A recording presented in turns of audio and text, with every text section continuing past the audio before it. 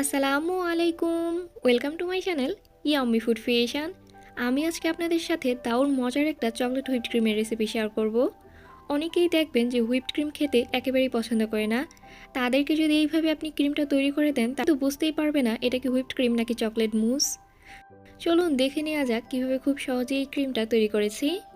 প্রথমেই একটা পাত্রে একদম বরফ ঠান্ডা 2 cup Vivo liquid whipped cream নিয়ে নিচ্ছি। আমি এখানে ভিভো হুইপড ক্রিম ব্যবহার করছি, আপনারা চাইলে আপনাদের পছন্দ মতো যে কোনো ব্র্যান্ডের হুইপড ক্রিম এখানে ব্যবহার করতে পারেন। এর সাথে 1/4 কাপ দিয়ে দিচ্ছি চিনি। বিটারের সাহায্যে প্রথমে লো স্পিডে 2 মিনিটের মতো বিট করে নিচ্ছি।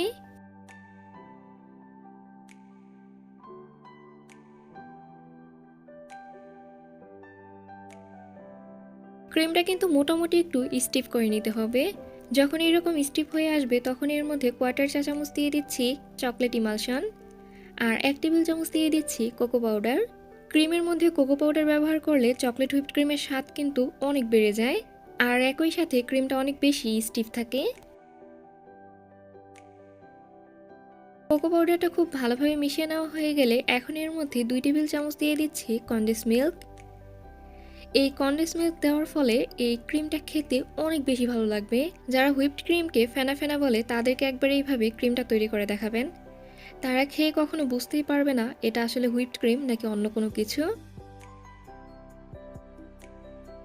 কনডেন্স মিল্কটা ভালোভাবে মিশিয়ে নেওয়া হয়ে গেলে এখন এর মধ্যে দিয়ে দিচ্ছি 50 গ্রাম চকলেট গানাশ।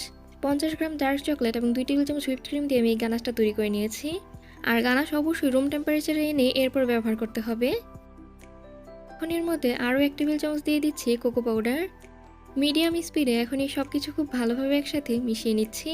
আমি এখানে 2 কাপ ক্রিম ব্যবহার করেছি, এই জন্য সব কিছু এত বেশি পরিমাণে ব্যবহার করছি। আপনার ক্রিমের পরিমাণ কম নিলে সব কিছু কিন্তু কমিয়ে নেবেন। আমাদের দারুণ মজার চকলেট হুইপড ক্রিম এখন পুরোপুরি তৈরি। আপনারা বাসায় অবশ্যই একবার এইভাবে ক্রিমটা তৈরি করবেন। আমি আপনাদেরকে কথা দিচ্ছি আপনাদের কাছে এই ক্রিমটা অনেক বেশি ভালো লাগবে। বাটার ক্রিমের খরচ যেহেতু অনেক বেশি, সবসময় কিন্তু বাটার ক্রিম ব্যবহার করা যায় না।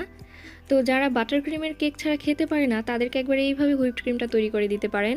আশা করি আমার আজকের এই সহজ চকলেট হুইপড ক্রিমের রেসিপি আপনাদের কাছে ভালো লেগেছে। ভালো লেগে থাকলে প্লিজ আমার চ্যানেলটা সাবস্ক্রাইব করবেন। আর যারা সাবস্ক্রাইব করেছেন তাদেরকে অসংখ্য ধন্যবাদ। সবাই অনেক বেশি ভালো থাকবেন, সবাই সবার জন্য দোয়া করবেন। আল্লাহ হাফিজ।